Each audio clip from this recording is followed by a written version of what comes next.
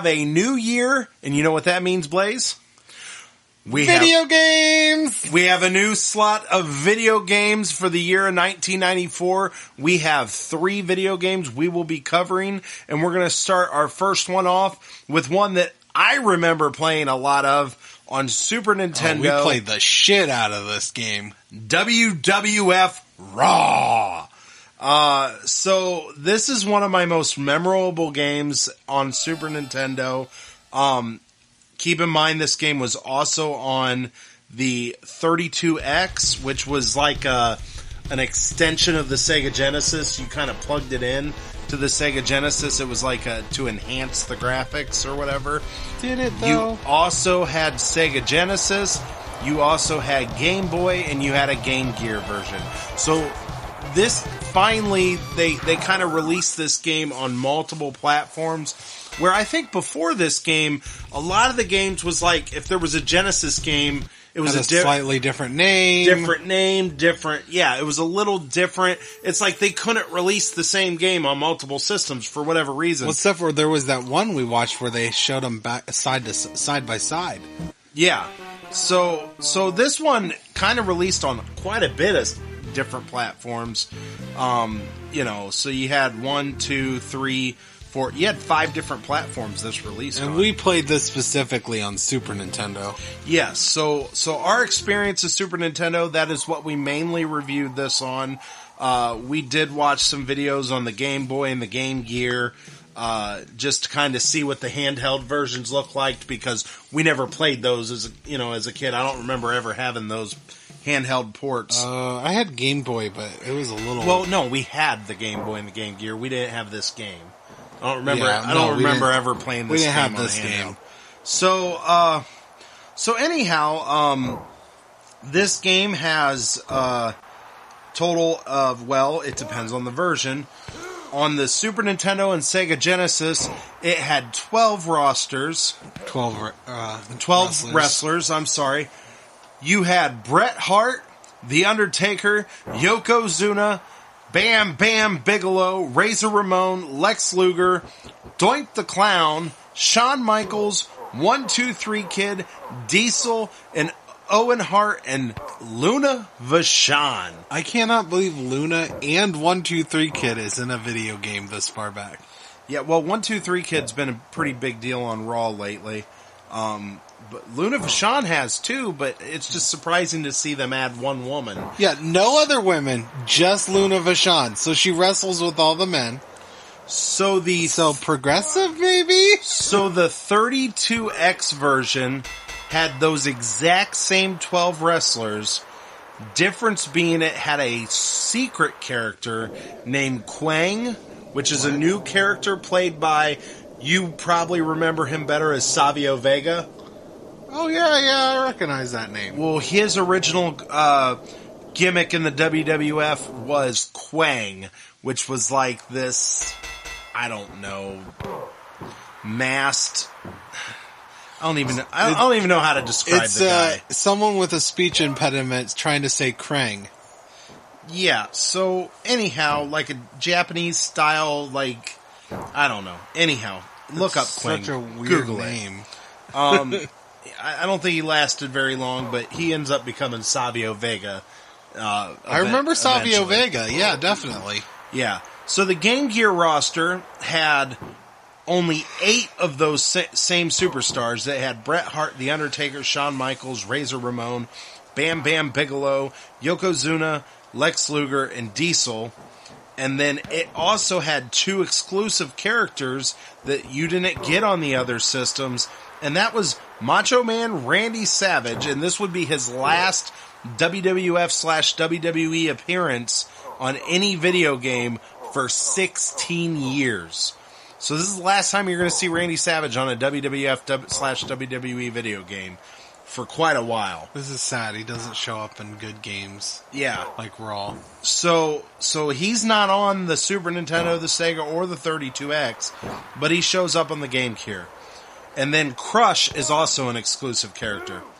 The Game Boy roster is Bret Hart, The Undertaker, Shawn Michaels, Razor Ramon, Yokozuna, Diesel, Doink the Clown, and Lex Luger. So that is what you get in the Game Boy roster. The differences between these versions is, as we already mentioned, Quang's a hidden wrestler in the 32X version. They also have extra moves and outside weapons for the 32X version. They also have alternating referees. There's not always the same referee. And you also have alternating commentators. You have either Vince McMahon and Jerry the King Lawler, or you have Gorilla Monsoon and Stephanie Wyand. Who? I don't know. Don't know who that is. I know a Stephanie, but that's not her last name. Yeah, I don't remember her. So, anyhow. So that is what you get in the 32X version. The handheld ports had fewer wrestlers, as we mentioned, and they do not include the Bedlam, Royal Rumble, or Raw Endurance match types.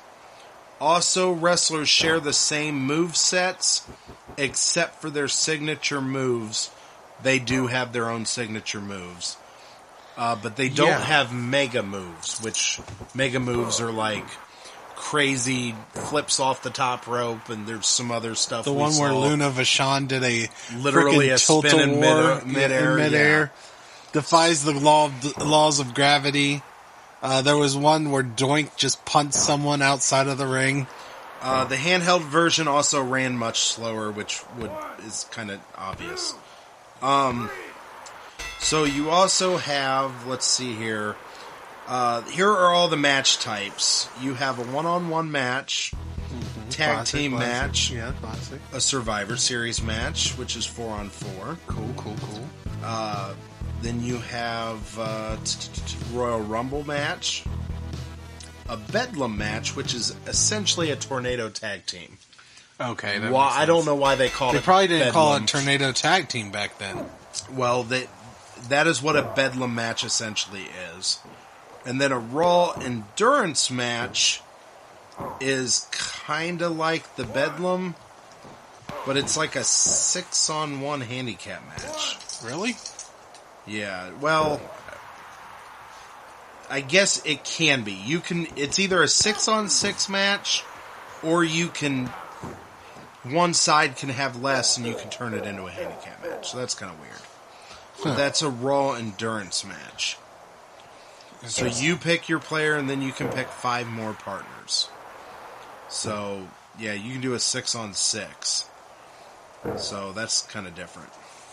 And then each player has their own finishing moves and mega moves.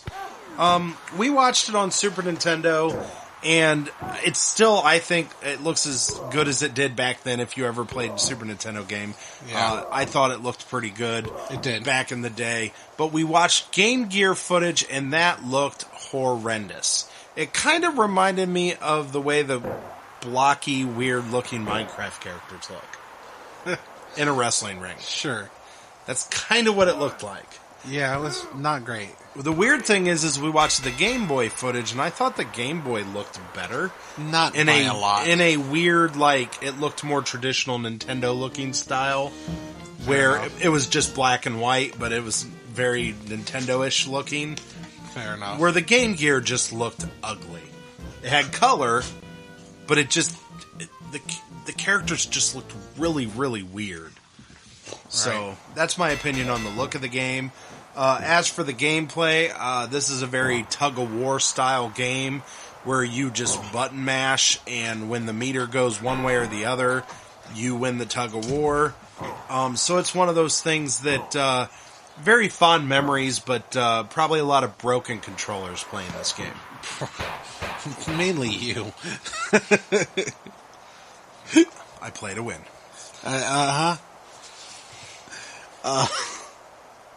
Yeah, this was interesting. Now, I remember it very fondly, and watching this was, fun to watch and everything. However, I don't remember the ridiculous moves.